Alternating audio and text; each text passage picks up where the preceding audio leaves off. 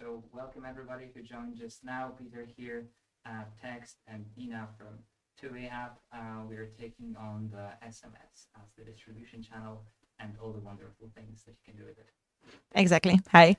So Ina, the way that companies communicate these days is astonishing, especially in the age of AI, right? Yeah, that's true. The stuff that I see on LinkedIn sometimes, that if you want to reach out to a particular company, I saw a guy who sent a Quake 3 rocket launcher, like it's a game from the 90s. So Okay. just to get somebody's attention, right? So getting to somebody is very hard, right? That's so true. Yeah, and so mostly people still rely on the obvious channels, right? So we have the phone, you have the email, you have LinkedIn, of course, WhatsApp, Telegram, other channels. The buzzword omni-channel is probably every second post in the business communication things, right? Yeah. Now, the part that I think is overlooked is the SMS, right? Yeah. But let me flip this a little bit and maybe ask you this: in business communications, as 2A app, why do you hate emails? Well, I actually never said that. Let me... Well, come on, is the name of the company a 2A SMS? No? Yeah, because we love SMS, and it doesn't mean that I hate emails. Actually, I think email is a great tool for, building relationships. When it comes to complex forms like educational content or launching new products, it's actually irreplaceable. But when it comes to something that needs to happen immediately and directly, SMS is a great tool. It's actually the best tool. Okay, that's a strong in my statement. opinion, of course. But okay. Based on the data, it is. We'll have a place to defend it. Yeah, that's the statistics. Now, the statistics that Dina brought for us today, when she first mentioned this to me before the recording, when we had a chat, I was blown away, because with email, he was.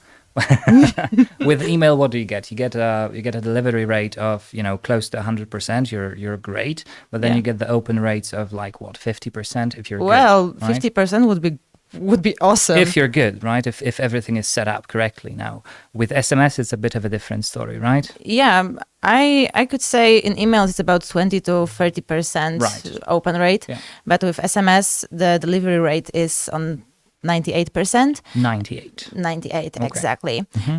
And open rate is 90 to even 97%. Wow. So yeah. So out of 10 numbers. texts that I sent, on average, like 9 to 10 should get there, and almost all of them will be read. I would read all of them. Okay. From you. Okay.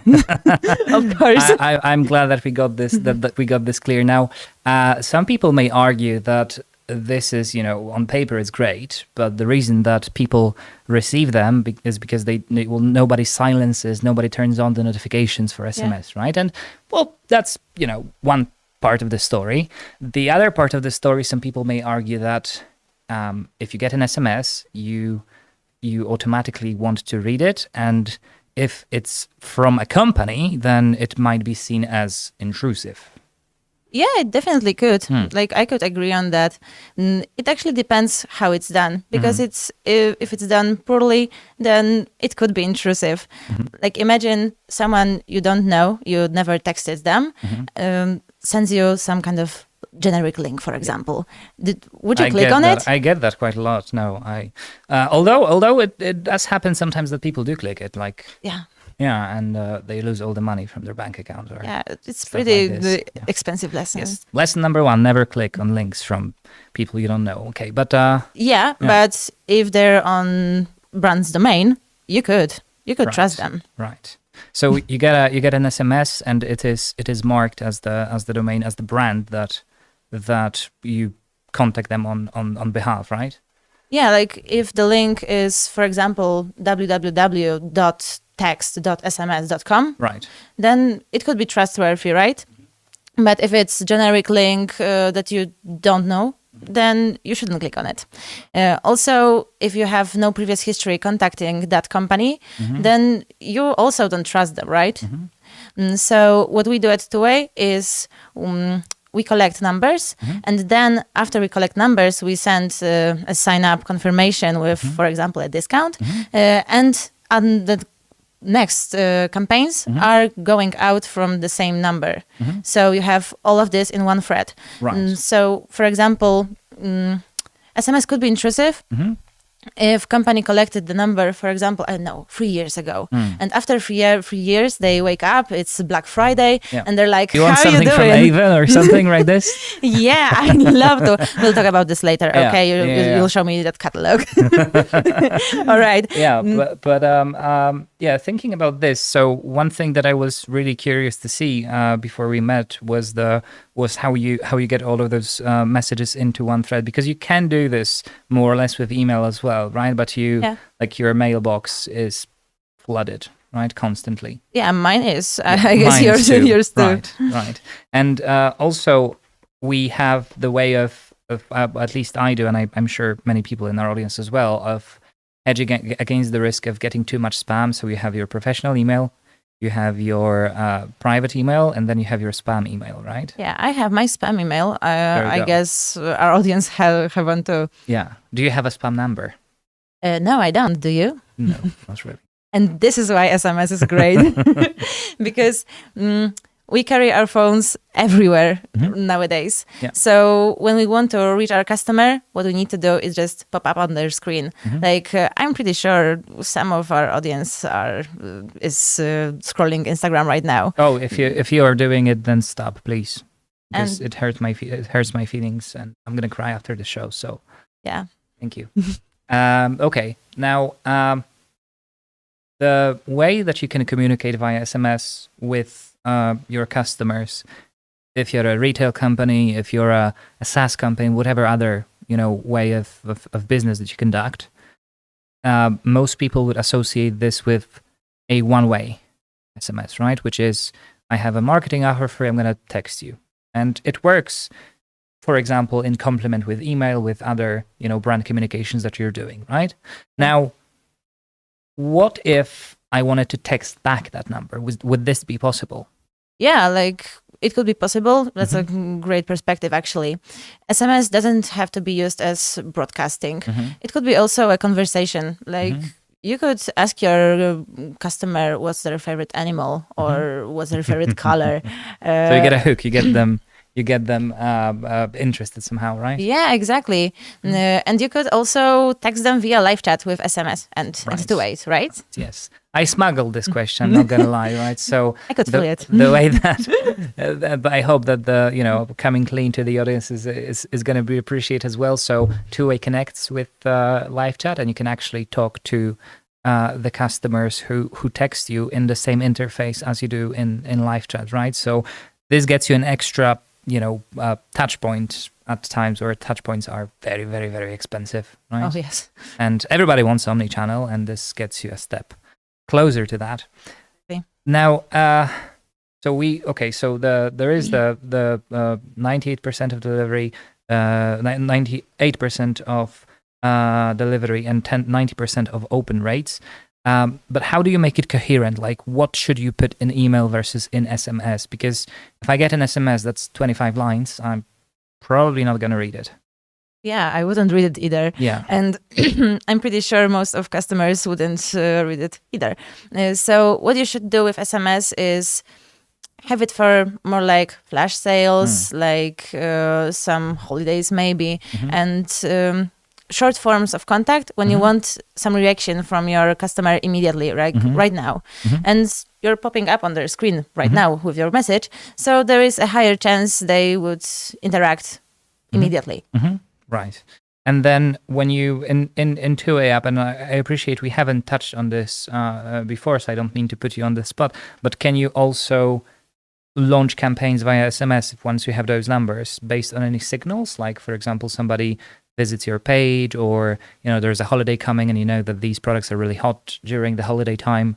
How does that work? Yeah, of course. We focus mostly on collecting numbers, but we could also create campaigns and send them. Right. Now, you said collecting numbers, and that might not be very obvious to me at the beginning. Yeah. Why is it so important? Because, generally I can buy numbers, right? I can buy databases, launch campaigns in all kinds of known marketing, right? Why is it so important to collect those numbers? Because you don't want to be intrusive. Okay. You don't want to be a spammer or you don't want to be intrusive. So you want those relationships. You want long-lasting relationships with your customers. So what you need to do is, start this relationship. And nothing starts a relationships like a discount. Because with a discount, I would give you my number if you gave me 15. I mean, not you, but your brand, for example. Okay, I take it personally, so you wouldn't give me your number. That's okay. We can move on. But no, okay. So you're collecting the numbers, but also with that you collect the consent, right? Yeah, of course, and that's the most important part. Consent, absolutely, 100%. You want to be compliant. 100%. Okay. Now, one other topic that we promised to our audience is the conversion of traffic. Yeah. How does SMS, how does proactively contacting customers via SMS impact that? Well, contacting your customer is really important because you invest in traffic so much, and most of the time you don't even realize you don't even need that much new traffic. It also you also need to not lose the already existing one. So what we need to do is collect numbers, capture those contact info when your customer is on your website, because you paid for this traffic, you paid for the ad or your marketing or social media or anything to get your customer on your website or into your physical store. And what happens usually is they come to your store, they browse a little, they maybe like something, add something to their cart. And then they hesitate. They're not really convinced, and usually they leave. So we need to capture their number when there is this intent. Absolutely, 100%.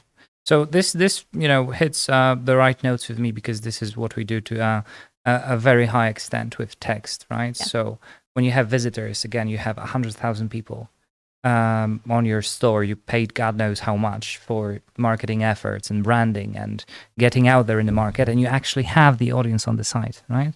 And then they see a particular product, they seem interested in something, and then you don't use this intel to engage them. And I'm saying you as in an example store, but it's amazing how few companies generally in the world of commerce, in the world of business, look at converting the traffic and from the proposition of engagement, right? So you're on the site, you're doing something particular, and you're getting approached with a message. Other message than, hey, how can I help? Right? Something more targeted. Yeah, usually when the customer is not buying, it's not because they entirely don't want to. They're just saying, not now. Right. And if they leave your website, you have no way to getting them back. Right. Especially if you really rely on rented audience. Right. Rented audience. Okay. Yeah. Now, this is something we'll get to in a second, but just to put an envelope on the topic of traffic. So if you have lots of traffic on the site and you have a LiveChat, for example, then my recommendation, go into the settings of LiveChat and play around with the targeted messages or campaigns, as they are called, and try to engage your visitors. Now, if you want to go really beyond what the standard could be, talk to Nina and get those numbers from your customers, because once they leave your store and you don't have the numbers, they're gone, right? Yeah. And might be that they come back, in which case you can re-engage them, but this builds. Yeah, but with loyalty. such competition right now, Exactly, right?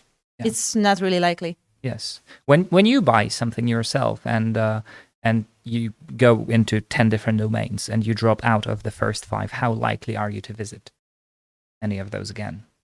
I'm not visiting them again. Well, exactly. Yeah. Right? Yeah. Or maybe if the price was way lower than in the other stores, but that's the only one case, I think. Yeah. So just like Eminem said, you have one chance, one opportunity to capture your customers. Now, you've mentioned the rented audience and the own audience. And I think this was one of the most interesting part of how 2A app can help. But first, let's try to understand. Let's try to break it down. So, what's the difference? What's the story behind rented and owned audiences? Yeah, rented audience is what I mean by saying rented audience is audience that is paid for and it's not really yours. You don't own the audience, so you don't have the contact info, so you don't really own the relationship. By saying rented audience, I mean audience that comes from paid ads, from social media, from different platforms. Because if we talk about your customers that came from, for example, you have policies, you have even budgets. And policies tend to change, right? Exactly.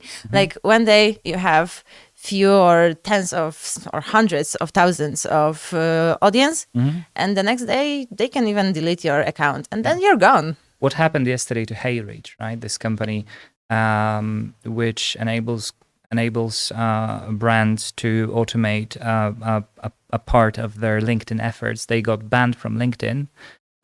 Their profile, I mean. I think they have had probably tens of thousands of subscribers. And I think about the two-way app and how, like, what the communication could be. Let's say that they have an X thousand of customers and all of them get the message, HeyReach was banned from LinkedIn, right? Yeah. Now, what they might be thinking, okay, well, that means the product is not going to work, so we have to churn. Right, and the twist is that the product does work, at least as much as I read up on it. So if they did have a two-way app, they could easily send an SMS, of course, to all of their customers saying, "Hey, look, we have troubles with the publicity on LinkedIn, but the product works, so could save them some trouble." Oh, exactly. Like when you're so much, when you're associated with one platform, like LinkedIn, for example, and then you're not really on this platform anymore, then your customers could think you just vanished. Right. Yeah. Right, because you're not in that space anymore, right? And then you're gone. This is why it's so important to own your audience and to collect numbers, emails, and just have a way to contact your customers without, all those processors. Right. Now, when you think about the SMS campaigns, people would usually think about retail, and this is certainly a huge part of the story, right? We have customers working together, like, for example, Customing, a very prominent company from the US who messages their customers with the purchase confirmations on their numbers, right? That's a way of building loyalty with your customers. And e-commerce is a big part of that, but not only, right? Because if you're an e-commerce client, what you do is you develop a relationship with a brand. For example, I like Nike shoes, so I will probably continue buying them, right? But it's a relatively low ticket. It's a single order, right? Now, if you think about, for example, SaaS companies who have customers paying tens of thousands of dollars, it's a whole different story, right? And not using a channel like this is just, it's insane. Yeah. Yeah. Now, a question for the retail itself, because you have a couple of interesting examples from there. If I could ask you about something practical from that side. Yeah, of course. Maybe let me paint some context here. Right. We also collect data with our pop-ups, teasers, etc. So our online solution is to implement pop-up onto your website. And when the customer is, for example, hesitating or just browsing through a store, the pop-up could just pop up. And generally what pop-ups do, right? Yeah, exactly. And could say, hey, get a 15% discount, leave your phone number, sign up for the newsletter, and get your discount. I'm curious about that because I often, when I go to sites, I see those, but at least in my opinion, what most brands do is they time it way too fast. Yeah, that's right? so true. 2005, I'm that old, yes.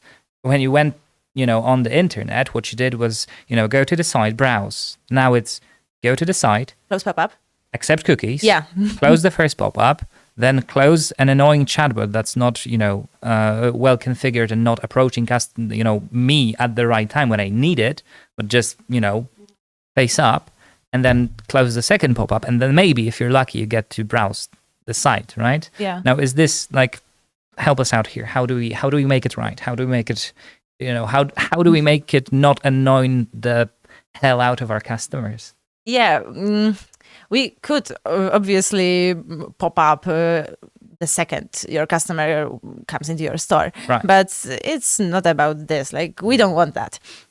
What we want is to configure it the way your customer would want it to be configured. Right. And so what we usually do is we put the pop-up, for example, 30 or 40 seconds after your customer is browsing, but you could adjust it just the way you like it.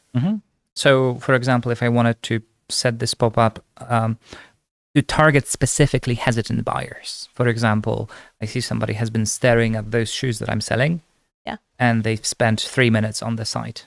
Can I have a dedicated pop-up for this? Yeah, we could do that.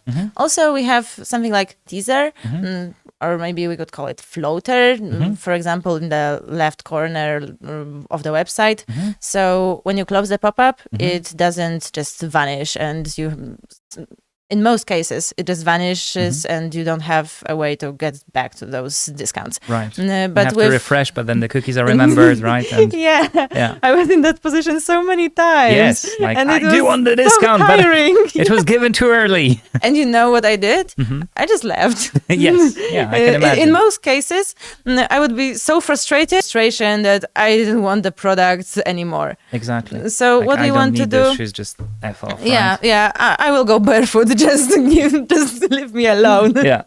So, exactly. So one thing is to strategically place it on the site. Yeah. But also you can do it in the combination of our products. In tandem, yeah, exactly. Right? Tell us about it, Peter, please. Yeah. So what we find with many implementations is that the timing is of essence, right? So like people hate being sold to, and that's a known fact. Anybody who has ever been approached by a direct salesperson or whatever like this will know that and will tell that, right? So people expect the level of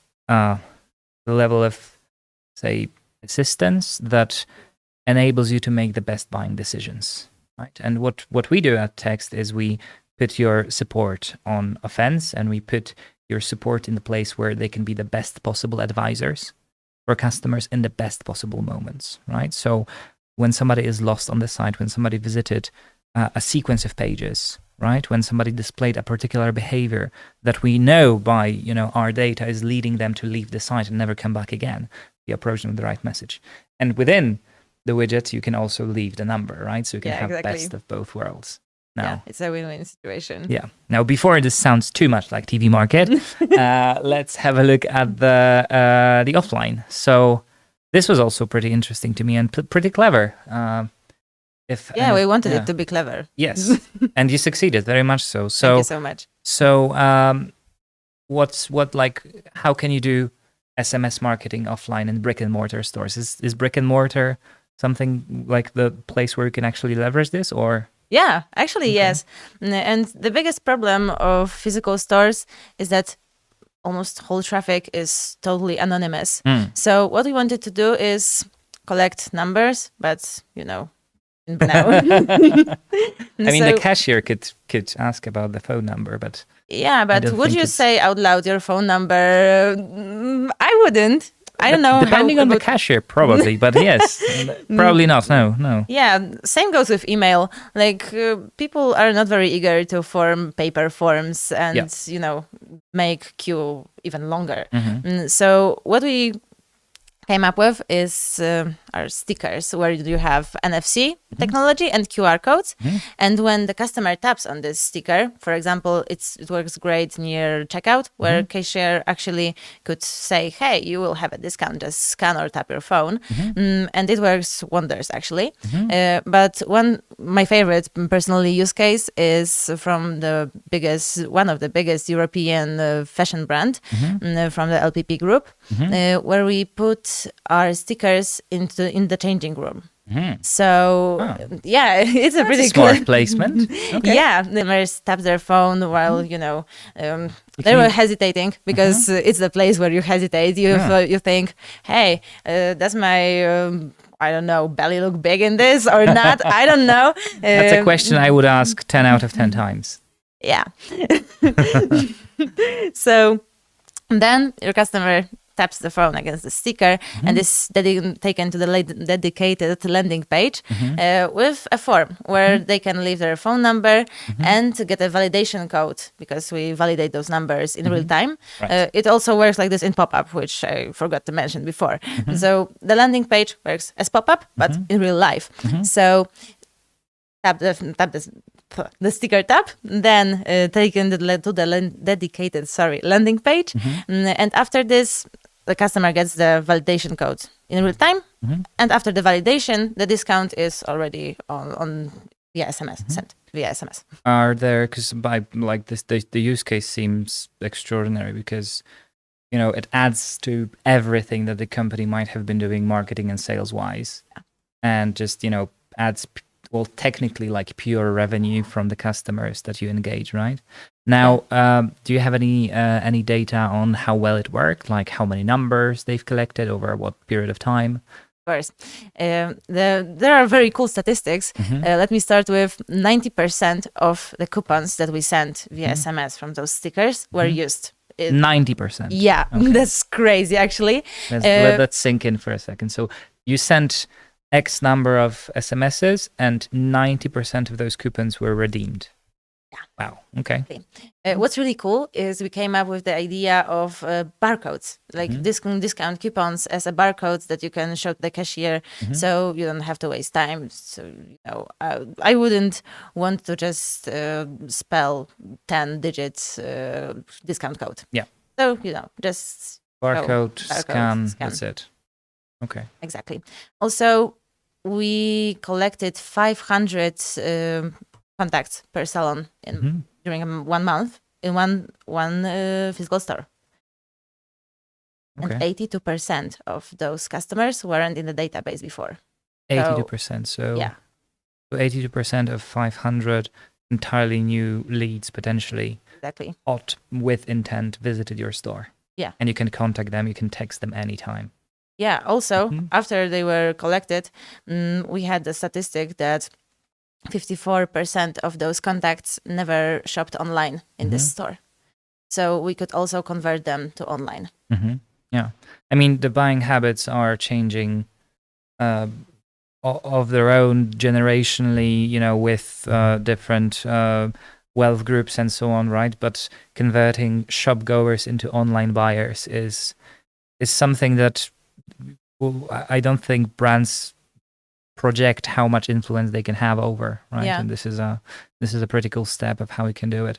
You also mentioned this one use case because physical stores are one thing, but not all businesses have stores. Not all of them need to, right? But it doesn't mean necessarily that offline is not for them, right? You mentioned the story of an event.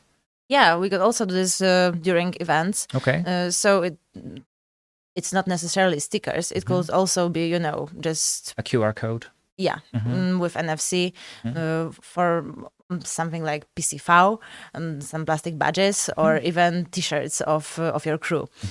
So what happens? Customer could scan those QR codes or NFC and also be taken to a dedicated landing page during event, because you know how events are. No. You don't really have time to fill any forms and stuff. I'm a declared event goer, so I know for sure. And it seems smart because, again, on events you're focusing on relationships, right? You want to meet the person face to face. You want to schedule a follow-up once you get to know them. Potentially you could do business together, whatever kind.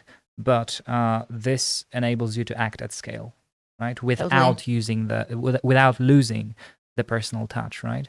I know I've been to events where people would just go scan the badge of participants, right? But those are like very low level, low intent or low interest leads, right? Yeah. They may stick or they may not stick. And when you're actually giving something away with this, it's pretty nice. Also, when you follow up with SMS after an event, you will be remembered. Because other guys won't. Yes. I mean, you get probably a number of follow-ups on email, sometimes on the phone, right? But with all spam inboxes and promotion tabs. Right. Okay. So we established that email is not an enemy of SMS and nor the other way around. They can complement each other pretty nicely. In one sentence, how would you categorize between the two of you? What's email for? What's SMS for? SMS is for short, instant forms when you want action right now. And email for building relationships, storytelling, educational content. Right. This is what I would say. Beautiful. Now, we touched on the hesitant buyers. We discussed the rented versus owned audiences and the offline. Is there anything else that we've missed and is super, super interesting about 2A app or about SMS as the contact? I think we covered the most important parts. I think so too. Now, how should people get in touch with you if they are interested in making SMS their new best friend in marketing? You should hit me up via LinkedIn or via email or the phone number. You will have a contact info in the emails can they text after. You? Can they send you SMS? Yeah, and I will reply. Excellent. Now, if you're interested in omni-channel solutions, I'm always there as much as my team. We still have a couple of minutes for questions, but the question to our beloved, I don't even know what to say, the host or no, here I'm the host, the organizer of the whole thing, the magician behind all of those beautiful screens and sound. Mr. Ari he's blushing. I kid you not, he is blushing. Ari, yeah, he is. Do we have any questions from the audience?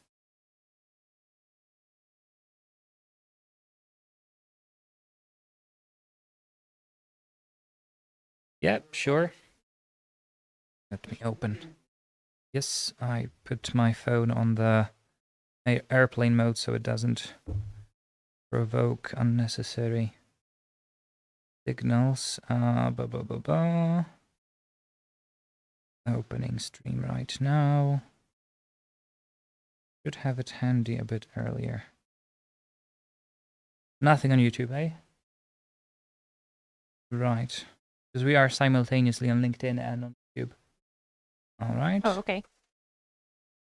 Okay.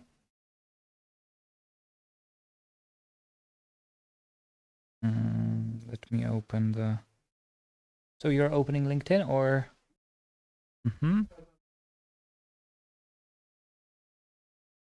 Yeah. Yeah, we have the whole hour booked.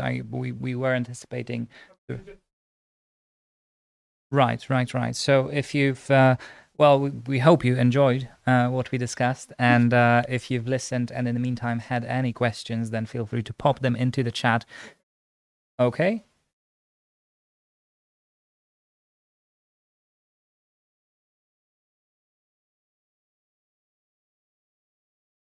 Well, let me just think a second. Could you repeat the question?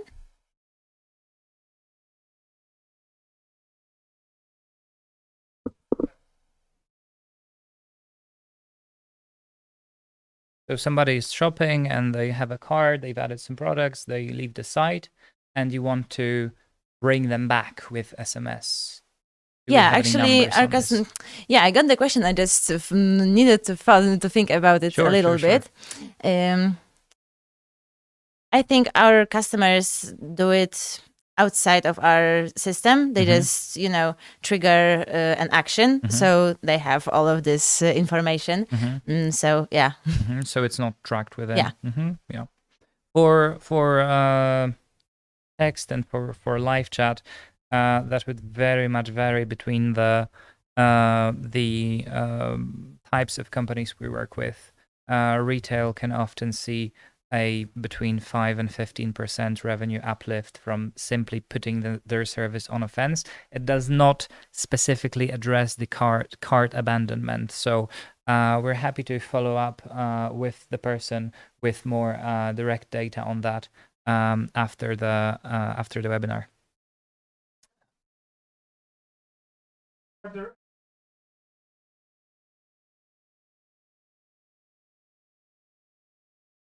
Sure. So the question is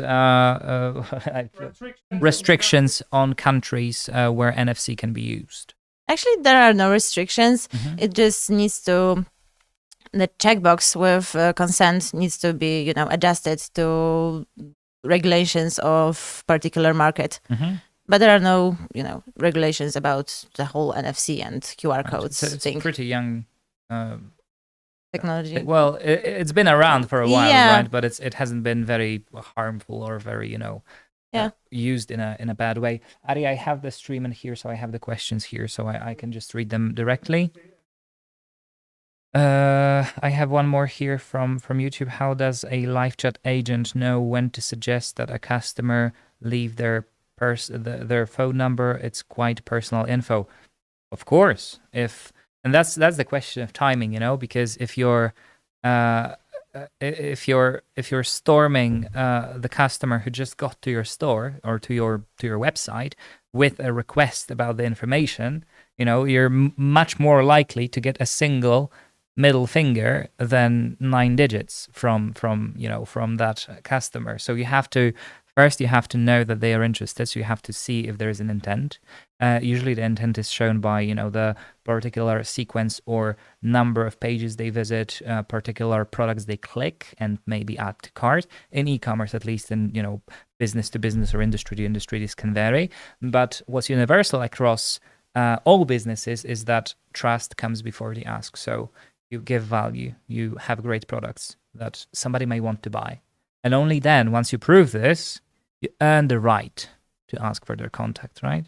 Because if you do it too early, it will backfire, or you will simply have no results. And it actually undermines trust if you do it too early, right? Exactly. I think we could agree that if somebody wants a phone number too early, both in they seem like a creep. Yes, exactly. If somebody approaches you and wants your number immediately, I'm hesitant to do it, right? Okay, let me see if there are any more questions on the stream. I don't think there are. Okay. Well, Nina, it's been excellent having you here. I really enjoyed our conversation. I hope you did too, and I hope all of you have enjoyed it. It is going to be, or it has been recorded by our magician, and it's going to be available on YouTube if you want to rewind to some moments and listen to us again. In case you need any help with your omni-channel, contact me. If in case you want any help, if you need any help with SMS, with numbers, with how you set up your communications beyond the classic means and employing SMS to do the work for you, then Nina is open to your contact. Thank you, Nina. Thanks so much. Thank you, guys.